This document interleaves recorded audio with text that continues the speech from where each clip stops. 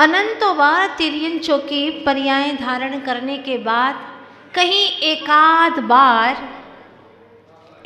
बार मनुष्य पर्याय प्राप्त होती है, और अनंतों बार मनुष्य पर्याय प्राप्त होने के बाद कहीं एकाध बार जैन कुल की यह विशुद्ध पवित्र दशा प्राप्त होती है।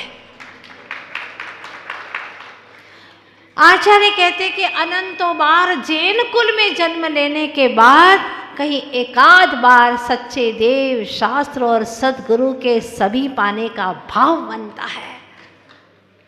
और फिर आचार्य कहते कि अनंतों बार उनके चरण में आने के बाद में कहीं एकाध बार कोई भव्य जीव को सम्यक दर्शन प्राप्त करने का स्वर्णिम अवसर प्राप्त होता है। आप सभी भव्य जीव यहाँ तक आ गए। देव शास्त्र गुरु के प्रति समर्पण का भाव उत्पन्न हुआ। बहुत सौभाग्य की दशाएं हैं ये। कहते हैं कि जिन शासन मिलना बहुत बड़ा सौभाग्य है, और जिन शासन मिल भी गया फिर भी तन मन धन सब कुछ है, लेकिन समर्पण नहीं होने से दान देने का भाव ही नहीं आता। सोचता बचा करके रख लो और कुछ काम में आएगा, कहीं बीमार पड़ा तो काम में आएगा, घूमने घामने के लिए जाना उसके काम में आएगा, बच्चे हैं उनके काम में आएगा, कहीं अकस्मात परेशानी आ गई तो उसके काम में आएगा। जो ये सोचता है ना तो वास्तव में उसकी सत्ता बना देता है। कहीं बीमार पड़ गया तो काम में आएगा, बीमार पड़ेगा, सत्ता बना ली उसने। कहीं अकस्मात परेशानी आ गई तो काम में आएगा। ये सोच करके दान नहीं कर पाता। कोई विरले प्राणी ऐसे होते हैं जो ये सोचते हैं प्रभु तेरे द्वार पर आ गया, अब क्या सोचना, तेरी भक्ति से तो सब कुछ प्राप्त हुआ है मुझे, अब तेरे द्वार पर मुझे देना है तो क्या सोच। और जो ये कुछ भी नहीं सोचता, जब भगवान के द्वार पर आ गया, जिन मंदिर में दे दिया तो परेशानी आएगी कहाँ, परेशानियां तो दरकिनार कर जाएगी, पाप कटेगा, पाप की निर्जरा होगी ही होगी। भगवान ने कहा है, भगवान के वचन अन्यथा नहीं हो सकते। जिनेंद्र भगवान के वचन प्राप्त हुए हैं, देता जा, कुएं में पानी आ रहा है ना, खाली करता जा, बढ़ता जाएगा बढ़ता जाएगा, और अगर रखे रहेगा तो सड़ता जाएगा। छोड़ दो भगवान के ऊपर, छोड़ दो सद्गुरु के ऊपर। जब हम विहार करके इंदौर से आ रहे थे तो ऋषिनगर वाले भी आए थे हमारे पास में, और उन्होंने कहा माता जी हमें तो कलशारोहण करना है और आपके सानिध्य में ही करना, आप जब भी कह दो, जो तारीख दे दो, हम सब करने को तैयार हैं, लेकिन आपके सानिध्य में करना है। जब उन्होंने ये बोला तो फिर मुझे भी सोचना पड़ा कि सब कुछ मेरे ऊपर डाल दिया तो मुझे तो सोचना ही पड़ेगा। अब उस वक्त तो मुझे वो घटना याद आई, सुना देती हूँ आप लोगों को, बड़ी प्रासंगिक घटना है। वह व्यक्ति, वह युवा जो बचपन से ही बड़ा स्वार्थी था, अहंकारी था, मैं जो करता हूँ बहुत अच्छा करता हूँ, और वो सिर्फ अपने लिए सोचता था हमेशा। पिता बड़ा परेशान था, और जो व्यक्ति सिर्फ अपने बारे में सोचता है वह कभी औरों से जुड़ नहीं पाता और उसका कोई मीत नहीं हो पाता। यही हुआ, धीरे धीरे करके सब लोगों ने उससे किनारा कर दिया। परिचय तो करते लेकिन सब किनारा कर देते, वो अकेला रहने लगा। पिता ने सोचा ऐसे जिंदगी कैसे गुजरेगी, सामाजिक प्राणी है, समाज का अंग है, समाज से हिल मिल करके रहे तो जीने का आनंद होता है। ये समाज के ऐसे बड़े बड़े कार्यक्रम देखने के लिए तो तुम्हारे बच्चे दूर रहते हैं, वो तरसते हैं कि हमें वो क्षण कब मिलेगा। पैसा कमा लो, लेकिन पैसा कमा करके जो दान देने का आनंद होता है वो इनके किस्मत में है ही नहीं, जो यहाँ से बाहर भाग गए। पैसा कमाते क्यों हैं? खुशियाँ मिले, जीवन में आनंद हो, परिवार के साथ में हम धर्म का लाभ ले सके, परिवार के ऊपर संस्कार पड़ सके, इसके लिए सारे कार्यक्रम करते हैं और उससे अनभिज्ञ रह जाते। पूरी जिंदगी धर्म से शुष्क और सूखी सी रेगिस्तान सी जिंदगी उनकी रह जाती है। तो उसने भी, पिता ने भी सोचा ऐसे क्या, कैसे होगा मेरे बेटे का जीवन, आगे का भविष्य का क्या होगा। बड़ा हो गया है, 20 साल का हो गया है और सिर्फ वो अपने ही बारे में सोचता है, मात्र स्वार्थी है, उसको कोई शिक्षा तो देनी पड़ेगी। एक दिन पिता ने प्रेम से बुलाया और कहा, बेटा मैं तुझे कुछ सिखाना चाहता हूँ और 3 अवसर देना चाहता हूँ। कितने? 3 अवसर। बोलो पिताजी क्या कहना है आपको? कुछ नहीं बेटा, ये जो 2 कटोरे रखे हैं हलवे रखे हैं दोनों के अंदर, तो ये हलवा का जो कटोरा है उसमें से तो कोई भी एक चुन ले। एक कटोरे के ऊपर जो हलवा था उसके ऊपर 2 बादाम थी, मामरा बादाम लंबी वाली, और एक के ऊपर एक भी बादाम नहीं थी। पिता ने कहा, बेटा एक कटोरा चुन ले। कौन सा चुना उसने? जिसके ऊपर बादाम थी। उसने जल्दी से वो कटोरा ले लिया और अपनी बुद्धिमत्ता पर बड़ा ही प्रसन्न था। देखा कितना बुद्धिमान हूँ। अरे मेरे पिताजी तो आउट ऑफ डेट हो गए, समझते हैं ही नहीं। वो क्या सोच रहे कि मैं ऐसा वैसा कटोरा चुन लूँगा। देखो मैंने क्या कटोरा चुना है, और बड़ा खुश हो रहा था। इतने में ही, खा बेटा खा ले, और वो बड़े मज़े से खाने लगा। पिताजी को देखने लगा। जैसे ही पिताजी ने ऊपर की परत हटाई और भीतर में 8 बादाम निकले, तो बेटा तो सन्न रह गया। अरे एक खाने लगे, पिताजी ने दूसरी खाई, तीसरी खाई, 8 बादाम मात खा गया। मैं तो सोच रहा था कि मैं बड़ा बुद्धिमान हूँ, लेकिन बड़ा मूर्ख निकला मैं। चलो एक बार गलती हो गई तो कोई बात नहीं, दोबारा गलती नहीं करूँगा ऐसे। अब अगले दिन पिता ने फिर वही 2 हलवे की कटोरी सामने रखे। एक के ऊपर 2 बादाम और एक के ऊपर कुछ भी नहीं था। बेटा चुन लो, आज गलती नहीं करूँगा मैं। हाँ। कौन सा चुना उसने? उसने बिना बादाम वाला चुन लिया, क्योंकि पिता कहते हैं बेटा थोड़ा अनुभव से सीखा करो।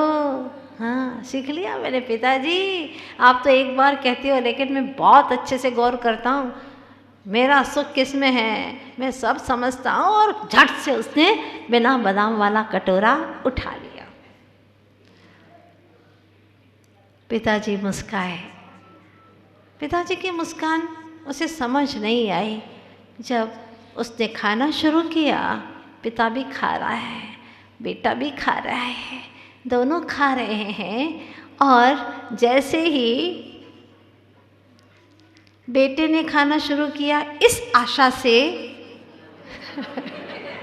कि नीचे निश्चित रूप से बादाम होने वाली है, अभी निकलेगी, लेकिन सारा कटोरा खाली हो गया, लेकिन एक भी बादाम नहीं निकली। पिताजी ने जो 2 बादाम ऊपर रखी थी वो तो खाई ही खाई, और नीचे भी उसके 8 बादाम और थे। आंखें फटी की फटी रह गई। आज भी मात ही खा गया मैं। बड़ा बुद्धि का गर्व था ना तुझे। अब वो अपने आप को कोसने लगा, जिंदगी में पहली बार। पिता ने मुझे बचपन से शिक्षा दी थी, गुरुजन भी कहते हैं कि हमेशा बड़ों के ऊपर सम्मान की भावना और निस्वार्थ भावना रखो। ये कैसी जिंदगी है तेरी, इतना स्वार्थी कि तू सिर्फ अपने बारे में ही सोचता है। पिता को बादाम मिले ना मिले ऐसे तुझे कोई मतलब नहीं, तेरे पेट में बादाम जाना चाहिए। रे स्वार्थी, धिक्कार है तुझे। तीसरा दिन फिर आया और पिता ने फिर वही सिचुएशन में, एक कटोरे के ऊपर 2 बादाम और दूसरे के ऊपर एक भी बादाम नहीं। कहा बेटा चुन लो। अब की बार बेटे को शिक्षा मिल गई थी। कुछ नहीं पिताश्री, आज मैं नहीं चुनूंगा, आज आप पहले चुनेंगे। जो बचेगा वो मेरा, आपके पुत्र का। क्योंकि पिता अपने पुत्र के बारे में कभी अहित नहीं सोचेगा, कभी नहीं सोचेगा। बड़ों के ऊपर विश्वास होना चाहिए। जहाँ जरा जरा से स्वार्थ लिप्सा में आ करके तो बड़ों के बारे में गलत सोच बैठोगे, गलत चर्चाएं कर बैठोगे, तो जिंदगी में हमेशा आनंद से, पवित्रता से हाथ धो बैठोगे। छोड़ दो गुरु के ऊपर, जो गुरु करेंगे सो ठीक करेंगे। पिताजी आप ही आज चुनेंगे। ठीक है बेटा, पिता ने चुन लिया। जिसके ऊपर बादाम थी वो खुद ले लिया, और जिसके ऊपर बादाम नहीं थी वो बेटे को दे दिया।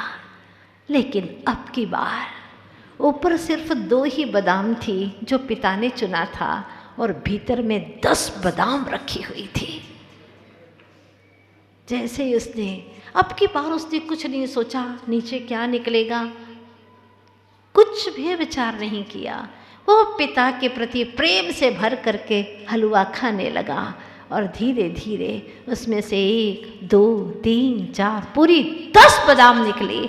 और उसने प्रेम भरी निगाहों से पिता को देखा, उनके चरण छू लिए, कहा पिताश्री आज तक की गलतियाँ मैंने स्वीकार की, मुझे आज आपने बहुत बड़ी सीख दी है। जो प्रभु की मानेगा दुनिया उसकी मानेगी, जो प्रभु की नहीं मानेगा दुनिया भी उसकी नहीं मानेगी। अगर तुम भगवान की मानते हो, तुम गुरु की मानते हो, तो तुम्हारा भी मानेगा, तुम्हारी संतान भी तुम्हारा कहना मानेगी। तुमने सौंप दिया, आप माता जी जो करो सो हमें स्वीकार है।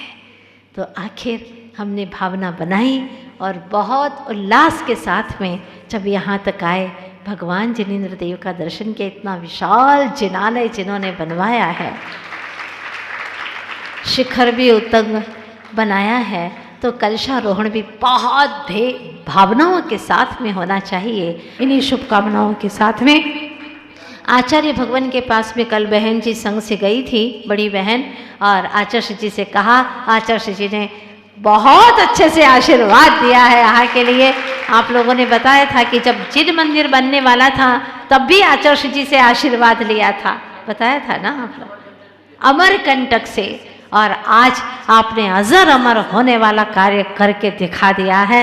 इतना सुंदर जिनालय, कितने भव्य जीव यहाँ आकर के नित्य प्रतिदिन अपने कर्मों को छोड़ रहे हैं, विनाश कर रहे हैं। एक जिनालय होता है तो आसपास में जैनी भक्त लोग बसने लग जाते हैं, और क्या चाहिए, अनंत काल से सब कुछ मिला, लेकिन जिनेंद्र भगवान आपका चरण सानिध्य नहीं मिला, वो अब मिल गया है। ये बहुत बड़ा सौभाग्य है।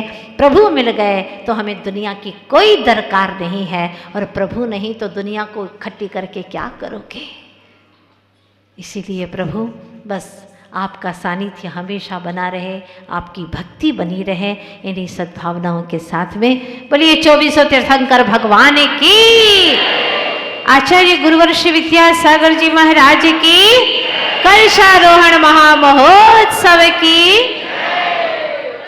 2 मिनट के लिए गुरुदेव के श्री चरणों में चलते हैं, जिन्होंने हमें आपके यहाँ जिनालय तक पहुँचाया है।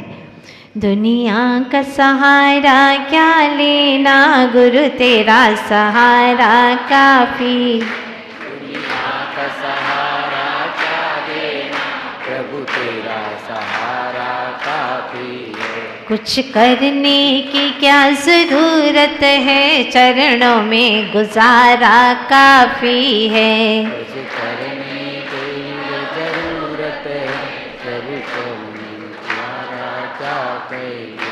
माना दुनिया रंगीन हर नश्वर है, माना दुनिया रंगीन को हर देखूं तो क्या क्या देखूं, गुरु तेरा एक नजारा काफी है।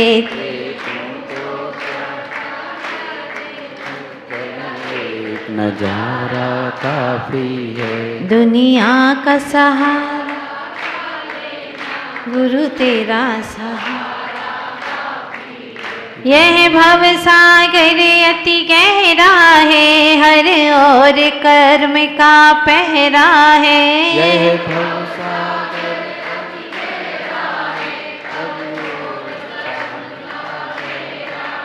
मेरी नाव पुरानी जर जर सी, तेरा एक इशारा काफी है।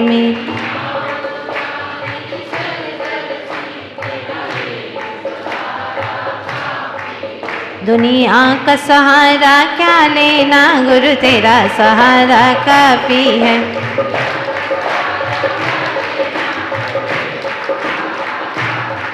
कुछ करने की क्या जरूरत है, चरणों में गुजारा काफी है।